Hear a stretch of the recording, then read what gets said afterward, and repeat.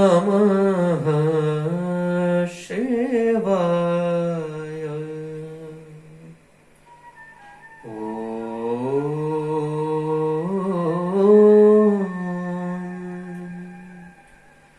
नमः शिवाय। शुभं शुभं कुरु नमः शिवाय। नमस्कार, सादर जय श्री कृष्ण। एक बार पुनः आप सभी को बहुत बहुत प्रणाम, बहुत अभिनंदन। श्रीमद् भागवत के इस दिव्य कार्यक्रम में हम लोग श्रवण कर रहे हैं सम्राट परीक्षित के का जो भय है मृत्यु का। उसको लगता है कि 7 दिन के भीतर मेरी मृत्यु हो जाएगी और इतनी जल्दी सद्यो मुक्ति मेरी कैसे होगी, इतनी जल्दी मेरी मुक्ति कैसे होगी। इस बात का जो भय था वो सुखदेव जी ने खत्म कर दिया। सुखदेव जी कहते हैं परीक्षित तुम्हारे पास 7 दिन है और 7 दिन तो बहुत होते हैं। देखो ये एक वैसा ही है जैसा ट्रीटमेंट एक मरीज के साथ डॉक्टर करता है, एक वैद्य करता है। भाई कई डॉक्टर इस तरीके के होते हैं कि जब आप उनके पास जाओ तो इतना आपको डरा देंगे, इतना भयाक्रांत आपको कर देंगे, कदाचित व्यक्ति न मर रहा हो तो मर जाए। आप देखिए ना, आज जब आप देखते हैं डॉक्टर के पास जैसे ही जाएंगे सबसे पहले तो कहें मरीज को थोड़ा देखा, कहेंगे आप 50,000 रुपए पहले वहां पर जमा करवा दीजिए इसके लिए। अब बेचारा आदमी जैसे तैसे वो करता है, फिर कहेंगे इतना बड़ा ऑपरेशन करना पड़ेगा, ऐसे होगा, इस तरह होगा, बड़ी रिस्क है, न जाने कितने कागजातों पर आपके साइन करवा लेता, कुछ हो गया तो हमारी जिम्मेदारी नहीं है। आदमी बेचारा वैसे ही तो परेशान है और तुम परेशान कर रहे हो उसको। तो ऐसी स्थिति में कदाचित कोई स्वस्थ व्यक्ति भी हो जिसको थोड़ी बहुत बीमारी हो, जो ठीक हो सकता है, वो भी घबरा कर मर जाए। पर यहां सुखदेव जी वैसे वैद्य नहीं है। सुखदेव जी उस तरह के डॉक्टर नहीं है। जिस तरीके के आज डॉक्टर जिस तरीके से मरीज के साथ ट्रीटमेंट करते हैं, जैसा उसके साथ ट्रीट करते हैं, वैसा नहीं किया। कई डॉक्टर ऐसे भी होते हैं, कई बड़े सज्जन लोग होते हैं। देखो सर्जन और सज्जन में बड़ा फर्क है। सर्जन हो परंतु सज्जन न हो तो किस काम का। परोपकाराय सताम विभूतये, जो दूसरों का भला चाहे, जो परोपकार के लिए अपना जीवन जिए, जो केवल अपने लिए न खाता कमाता हो, जो औरों का भी भला चाहता है, उसको सज्जन कहते हैं। व्यक्ति सर्जन हो न हो, सज्जन जरूर होना चाहिए। तो कुछ सज्जन डॉक्टर भी होते हैं। वो लोग क्या करते हैं, कदाचित बीमार भी हो व्यक्ति, बड़ी गंभीर बीमारी हो, तो भी वो उसको इस तरीके से ट्रीट करते हैं जैसे उसे कुछ हुआ ही नहीं है। अरे अरे छोटी सी बीमारी है बेटा, कोई बात नहीं, थोड़ी देर में ठीक हो जाती है, बस 1-2 दिन में ये थोड़ा सा दवाई लीजिए और बिल्कुल अच्छे हो जाओगे तुम।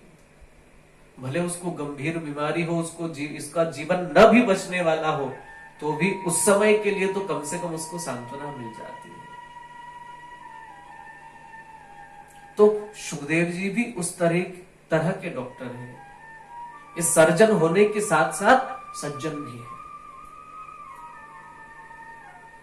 कहते हैं परीक्षित तुम चिंता क्यों करते हो? अरे तुम्हारे पास 7 दिन है, 7 दिन तो बहुत होते हैं। जब एक घड़ी में खटवांग राजा अपना मोक्ष का उपाय कर सकते हैं।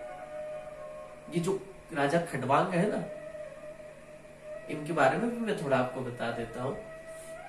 ये बड़े प्रतापी राजा है। जब देवासुर संग्राम हुआ था, देवता और राक्षसों के मध्य में सबसे बड़ा जो युद्ध हुआ था, ततः देवासुरो नाम युद्ध परम दारुण, जो भयंकर युद्ध हुआ था देवताओं और दानवों में, तब ये खटवांग नाम के राजा देवताओं की तरफ से लड़े थे। तो जितने देवता हैं सब इनसे बड़े प्रसन्न हो गए। कहा आपने हमारा सहयोग किया है, आपकी जो इच्छा हो वो आप मांग लो, आपकी का जो मन करे वो मांग लो। तब इन्होंने कहा कि मुझे तो कुछ नहीं चाहिए, परंतु यदि आप कुछ देना ही चाहते हो तो मुझे बस इतना बता दो कि मेरी मृत्यु कब होगी। तब देवताओं ने बड़े क्षोभ के साथ ये कहा कि आपकी मृत्यु जो है वो तो अगली ही घड़ी में हो जाएगी। इनको लगा अरे मुझे मेरे पास केवल एक घड़ी शेष है। तभी उन्होंने इस तरह का ध्यान किया भगवान का कि केवल उस एक घड़ी में परमात्मा को ये पा गए।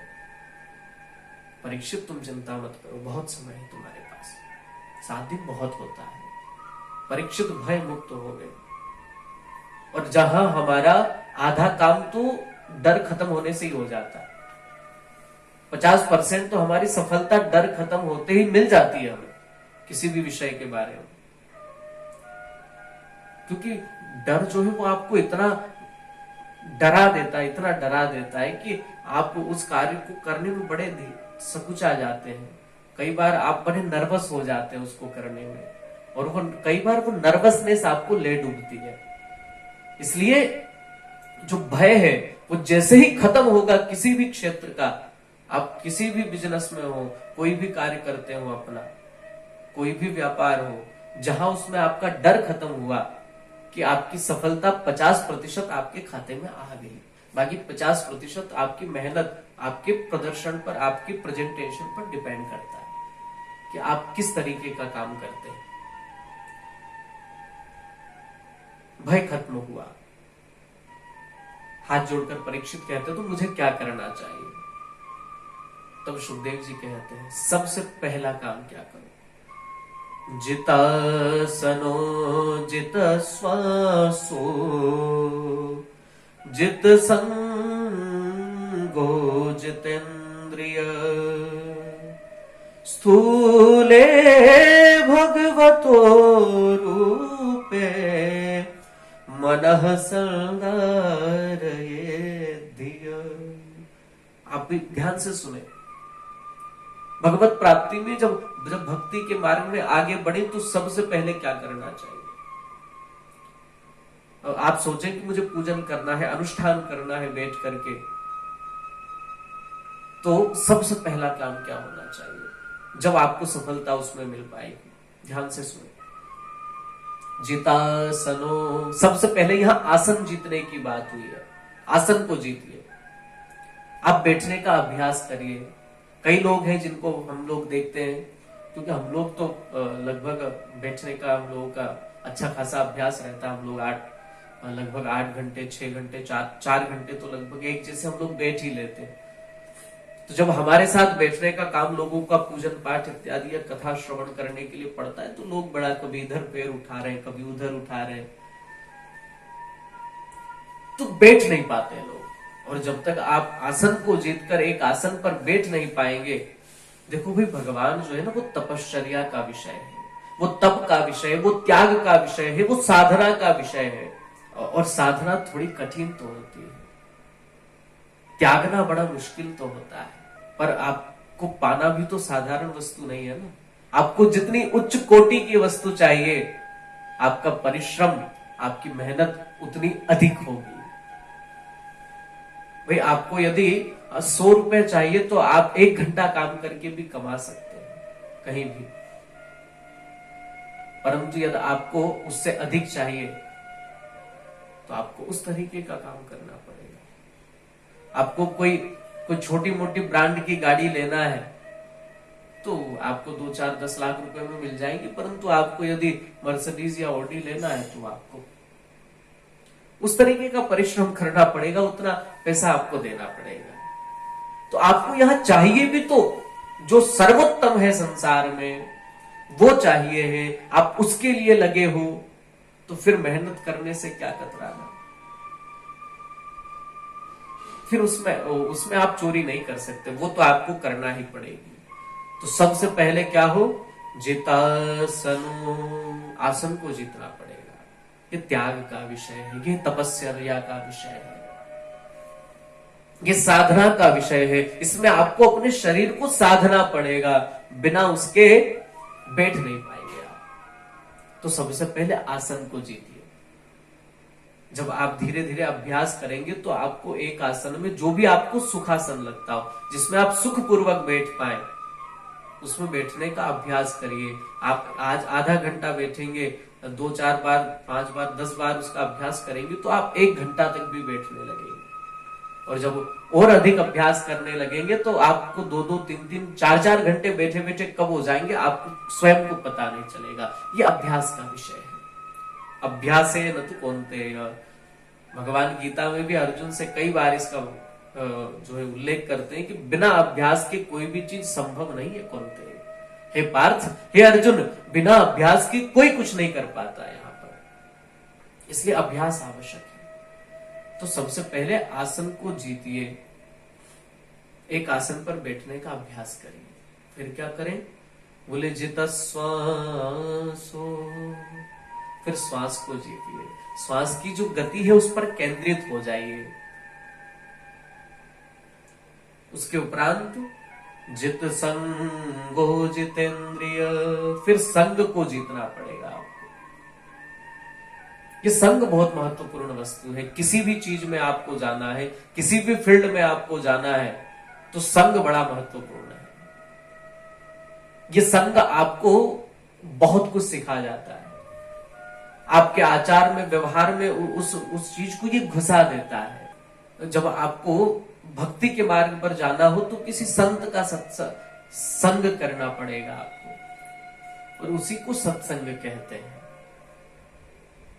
स्वभावतः जो व्यक्ति कोई काम करने वालों के साथ रहता है वो काम करना सीख जाता है। मान लीजिए कोई किसी के घर में लोग हैं जो गाने बजाने का काम करते हैं, जो सिंगर हैं, जो गायक हैं, तो उनकी यहाँ जो संतति होगी वो स्वतः उसमें उसके प्रति रुझान होगा। और कदाचित न भी रुझान हो, फिर भी क्योंकि घर में वही सब होता है तो वो अपने आप सीख जाएगा। कोई व्यापार करता है, कोई व्यापारी है, तो उसका बेटा जो है उसमें व्यापार जन्म से ही होगा, क्योंकि उसने घर में वही सब देखा है, तो वो उसका ज्ञाता अपने आप हो जाएगा। वैसे ही संग करिए। संग जो है आपके मार्ग को और सरल बना देता है।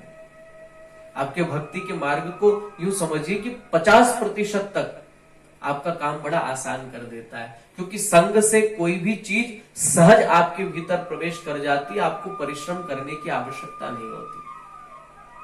उसके लिए ये सोचना नहीं पड़ता है ये मुझे सीखना है, ये मुझे सीखना है, नहीं। आप वही देखेंगे, आप उसी माहौल में रहेंगे, वो चीज आपको अपने आप आ जाएगी। ये संग का प्रभाव है। इसलिए जित संगो, संग को जीतिए। ऐसे लोगों का संग मत करिए जो आपको मार्ग से भटका दे, जो भगवत प्राप्ति के मार्ग से आपको अलग कर दे। ऐसे मार्ग से दूर रहिए। इसलिए संग को जीते। स्वभावतः आप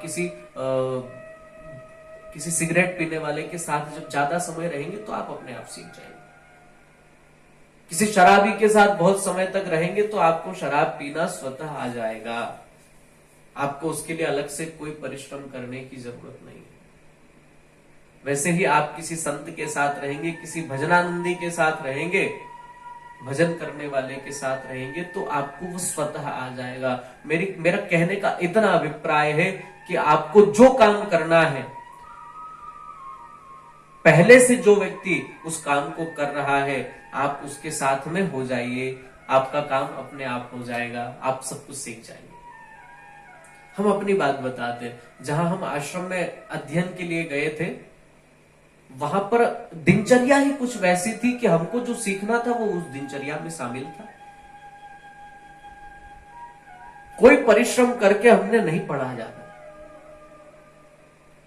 परंतु फिर भी वो सब चीजें हमें अपने आप आती चली गई। फिर जब हम वहां से निकले तो हमने विचार किया, हमने तो पढ़ा ही नहीं, हमने तो परिश्रम किया ही नहीं। तो ये मेहनत को कम करने का विषय है संग। ये आपके परिश्रम को घटाता है। केवल आप संग करिए, समय देना पड़ता है बस। श्रम और समय। यदि आप कम श्रम करना चाहते हैं तो आप जो है समय दीजिए उस कार्य के करने वाले लोगों को। संग करिए ऐसे लोगों का। तो जिस दिशा में आपको जाना है उस दिशा में जो लोग पहले से चल रहे हैं बस उनका केवल संग कर लीजिए, केवल उनका संग कर लीजिए। कई बार ऐसा होता है जब हम किसी से कोई रास्ता पूछते हैं ना कि भाई फलाने गांव का या फलाने शहर का रास्ता किधर है, फलाना मोहल्ले का रास्ता किधर है, जरा मुझे बताएंगे। तो कई बार तो वो आपको बता देता है और कई बार ऐसा भी होता है वो सामने वाला व्यक्ति कहता है भैया मुझे भी उधर ही चलना है, एक काम करो तुम मेरे पीछे पीछे आ जाओ, तुम मेरे पीछे पीछे चले आओ। तो आप उसके पीछे पीछे गए, अपनी मंजिल पर पहुंच गए। आपको कुछ अलग से करने की आवश्यकता ही नहीं पड़ी। न तो आपको चिंता है इस बात की कि मैं कहीं गलत तो नहीं जा रहा हूं, न तो इस बात की चिंता है, और न ही ये चिंता है कि मुझे आगे चलकर और किसी से तो नहीं पूछना है। आप निश्चिंत हो जाते हैं। इसलिए संग करिए। जो महापुरुष हैं, जो जीवन मुक्त महात्मा है, जो भगवान की भक्ति में पहले से लगे हुए हैं, परीक्षित ऐसे महात्माओं का, ऐसे संतों का संग करिए और फिर अपने इंद्रियों पर संयम करिए। अपने इंद्रियों को दमन करें। इंद्रियों का, ये इंद्रियां जो है ये कभी भी आपका कल्याण नहीं चाहती। जीभ को अपने स्वाद से मतलब है। जीभ ये नहीं देखती कि ये वस्तु खाने से स्वास्थ्य बिगड़ जाएगा। भाई ज्यादा जीभ को बड़ा मीठा बहुत पसंद है, वो तो रसगुल्ले ही रसगुल्ले खाना चाहती है, वो मिठाइयां खाना चाहती है। परंतु आपका जो शरीर है वो उसके लिए अनुकूल नहीं है। शरीर में पहले ही शुगर की मात्रा बढ़ी हुई है और जीभ जो है वो आपको मिठाई पर मिठाई खिलाती जाएंगी, तो इससे क्या आपका हित होगा? इंद्रियां कभी आपका हित नहीं चाहती, और जिसमें आपका हित है वो इंद्रियों को अच्छा लगता नहीं है। आपका हित भगवान की कथा सत्संग सुनने में है, परंतु आपके कान उनको तो फिल्मी धुनों पर गाने सुनने में आनंद आता है। वो आपका हित नहीं चाहते, वो तो अपना आनंद चाहते, उन्हें कोई मतलब नहीं है आपके हित से। आंखें जो है वो तो वो देखना चाहती है जिसमें उसे आनंद आ रहा है। वो ये नहीं चाहती कि भगवान का दर्शन करेंगे तो इसका कल्याण संभव है। आपकी इंद्रियां भी आपका कल्याण नहीं चाहती। आपकी इंद्रियां भी जो आपको अनुकूल हो ऐसी वस्तुओं से परहेज करती है। तो सोचिए, जमाने में जो दूसरे लोग हैं उनसे आप न्याय की अपेक्षा करें कि वो हमारा साथ दें, उनसे साथ की अपेक्षा करें, बड़ा मुश्किल है इस संसार में। जब आपकी इंद्रियां आपका साथ नहीं देती, हाँ, आपका शरीर कह रहा है कि शुगर की मात्रा ज्यादा है, नहीं खाना है, फिर भी आपकी जीभ उसे ठुसे जा रही है अंदर, वो तक आपका साथ नहीं दे रही, तो आप किससे साथ की अपेक्षा रख सकते हैं इस संसार में? इसलिए इन इंद्रियों पर थोड़ा दमन करें, अपने इंद्रियों को संयमित करें, इनको कंट्रोल करें।